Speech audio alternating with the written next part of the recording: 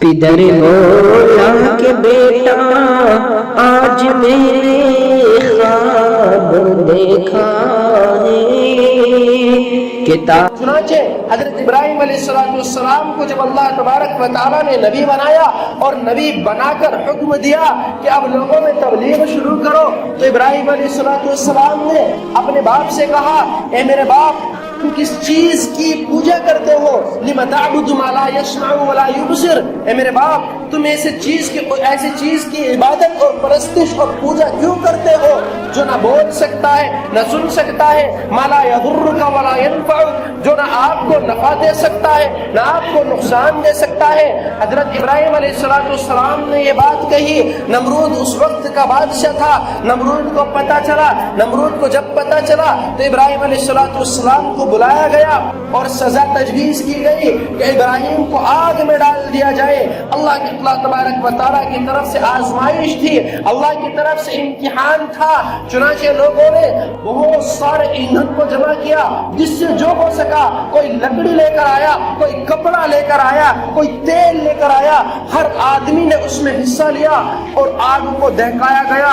اس آگ میں جب آگ چھوڑی گئی تو آگ آسمان سے باتیں کر رہی تھی، اس کے پاس جانے کی کسی کی ہمت نہیں تھی، کیونکہ وہ آگ بہت زیادہ بلند بالا تھی، بہت زیادہ خطرناک آگ تھی۔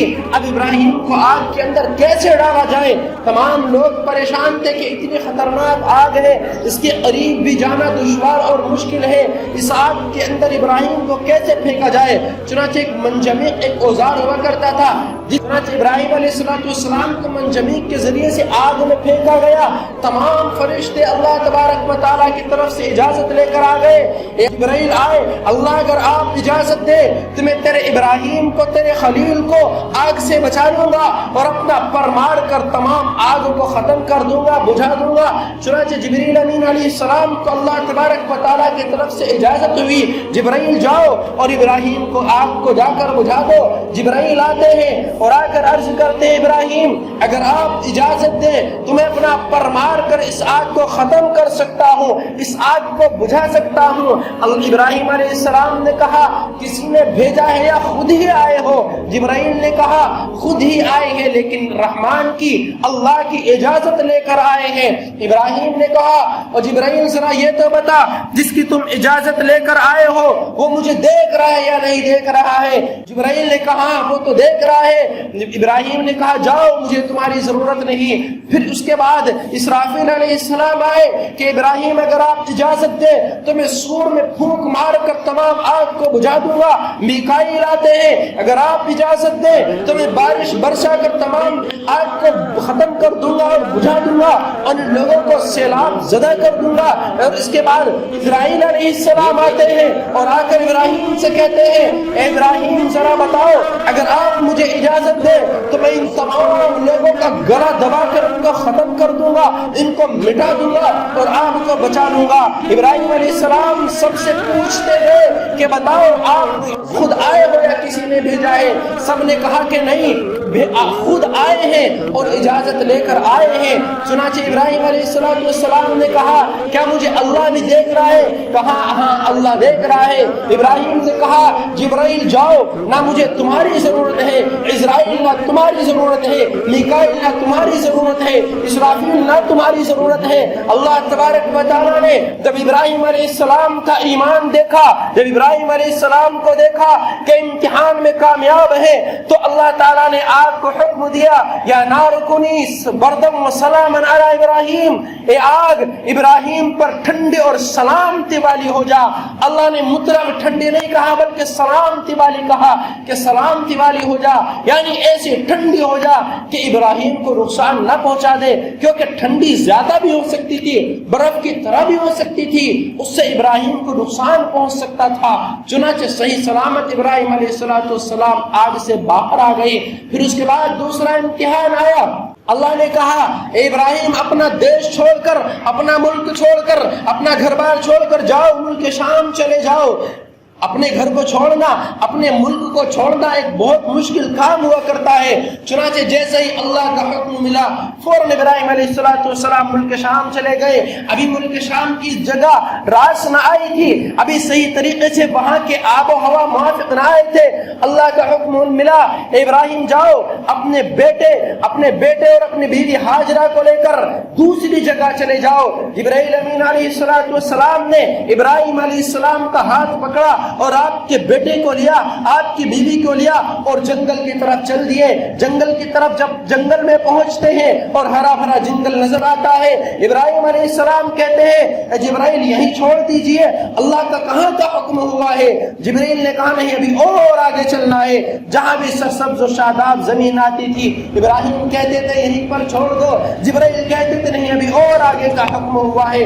چنانچہ ایسی جگہ پہنچ جاتے ہیں جہاں نہ کوئی پرندہ پر مارتا ہوا نظر آتا ہے، جہاں نہ کوئی پانی کی بوند نظر آتی ہے، نہ کوئی ہریالی نظر آتی ہے۔ وہ صحرا جس کا سینہ آتش کرنوں کی بستی ہے، وہ مٹی جو سدا پانی کی صورت کو ترستی ہے، وہ صحرا جس کی صورت دیکھنے سے گول آتا ہے، وہ صحرا جس کی وسعت سے فلک بھی کانپ جاتا ہے۔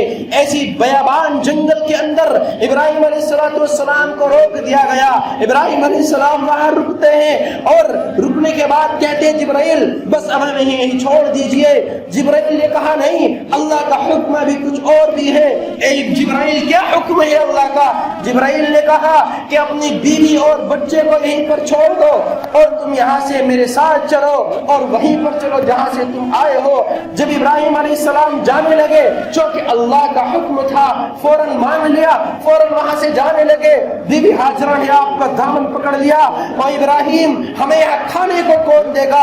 اور ابراہیم ہمیں یہاں پانی پینے کو کون دے گا؟ آپ کے چھوٹے سے بچے کی دیکھ ریکھ یہاں پر کون کرے گا؟ ابراہیم نے کہا یہ اللہ کا حکم ہے۔ ہاجرہ نے کہا اے ابراہیم جاؤ، جو اللہ تمہاری آنکھ کے اندر حفاظت کر سکتا ہے وہ میری اس بیابان جنگل کے اندر بھی حفاظت کر سکتا ہے۔ چنانچہ اس امتحان میں بھی ابراہیم علیہ السلام پاس ہو گئے اور کامیاب ہو گئے۔ اب آگے ایک امتحان اور آتا ہے جو بڑا بھیانک امتحان ہوتا ہے، جو بڑا خطرناک امتحان ہوتا ہے۔ اللہ نے کہا ابراہیم جاؤ، اپنے بیٹے کے پاس جاؤ، اپنی بیوی کے پاس جاؤ اور جا کر اپنے بیٹے کو میرے لیے قربان کر دو، اپنے بیٹے کو میرے نام پر ذبح کر دو۔ ابراہیم علیہ السلام نے اللہ کا حکم سنا، فوراً گھر سے نکل کھڑے ہوئے اور پہاڑی پر جا کر آواز دی اسماعیل کدھر ہو، اسماعیل کدھر ہو؟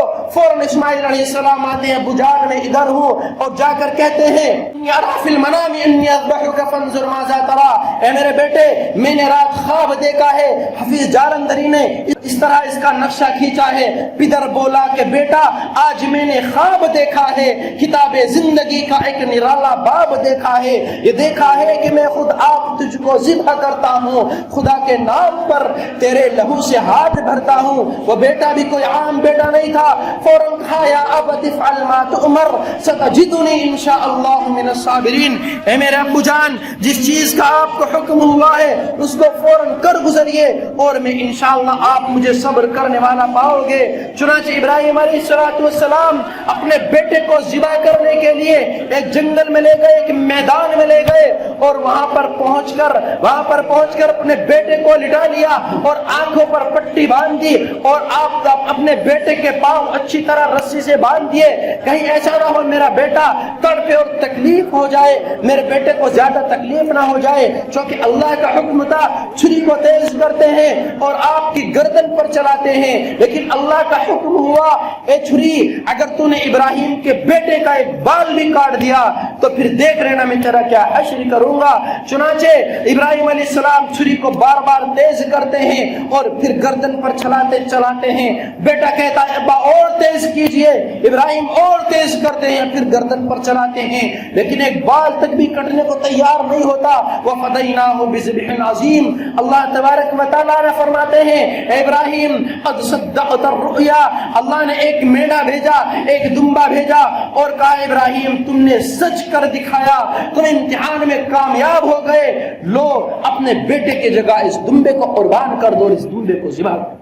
یہ ہے اللہ تبارک و تعالیٰ کی طرف سے قربانی، اور یہ ہے ہم مسلمانوں کی قربانی کہ ابراہیم علیہ السلام نے اپنے سب سے چہیتے بیٹے، اندازہ لگاؤ ایک باپ جب 80 سال کی اور 70 سال کی عمر کو پہنچ جائے اور اس عمر کو پہنچنے کے بعد اس کو ایک بیٹا عطا کیا جائے، اس سے پہلے اس کی کوئی اولاد نہ ہو، بڑھاپے کی عمر میں اس کو ایک بیٹا عطا کیا جائے اور وہ اس بیٹے کو اپنے ہاتھوں سے ذبح کرے، کتنا دشوار اور کتنا مشکل ہوگا اس کے لیے، لیکن ابراہیم علیہ السلام نے دیکھا تھا یہ اللہ کا حکم ہے۔ میرے بزرگوں، میرے بھائیوں، آج بھی میرے اور آپ کے لیے اللہ کا حکم ہے۔ اللہ تم سے بیٹا نہیں مانگتا، اللہ تم سے بیٹی نہیں مانگتا، اللہ تم سے تمہاری قیمتی کمائی کا خریدا ہوا ایک جانور مانگتا ہے۔ اللہ تعالیٰ نے اس کی جگہ تمہارے لیے جانور کو متعین کر دیا، تمہارے لیے بھینس اور بکرے کو متعین کر دیا کہ اس کو قربان کرو اللہ کی راہ میں۔ اور اللہ کے نبی سے پوچھا گیا وما لنا فیہا یا رسول اللہ، اللہ کے رسول اس میں ہمیں کیا ملے گا؟ اللہ کے نبی نے فرمایا جو بھی جانور تم اللہ کی راہ میں قربان کرو گے لکل شعرۃ حسنہ، ہر بال کے بدلے تمہیں ایک نیکی ملے گی۔ کیا ملے گا؟ ہر بال کے بدلے ایک نیکی ملے گی۔ اندازہ لگاؤ ایک جانور کے اوپر کتنے زیادہ بال ہوتے ہیں، تو ہمیں حکم ہے اللہ تبارک و تعالیٰ کی طرف سے کہ ہم بھی فصلی لربک وانحر، کہ ہم بھی اللہ کے لیے قربانی کریں، ہم بھی اللہ کے لیے ایک جانور کو قربان کریں اللہ کے نام پر۔ اور صرف قربان کرنا ہی اصل مقصد ہوتا ہے، گوشت وغیرہ کھانا یہ اصل مقصد نہیں ہوتا۔ بہت سے لوگ یہ سوچتے ہیں کہ ہمارے گھر میں تو 3 قربانیاں ہو رہی ہیں، چلو گوشت تو بہت سارا ہو جائے گا، میں کر لوں گا تو اور زیادہ گوشت ہو جائے گا تو اور گوشت خراب ہوگا۔ نہیں، گوشت نہیں مانگتے اللہ تعالیٰ، اللہ تعالیٰ صرف قربانی مانگتے ہیں۔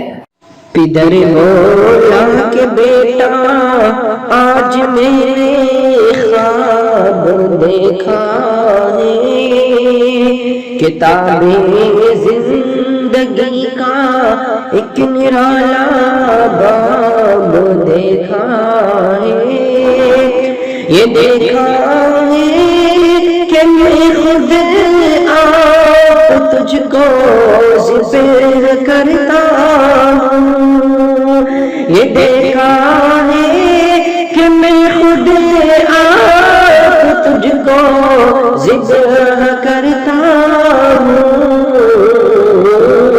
خدا کے نام پر تیرے لہو سے ہاتھ بھرتا ہوں، خدا کے نام پر تیرے لہو سے ہاتھ بھرتا ہوں۔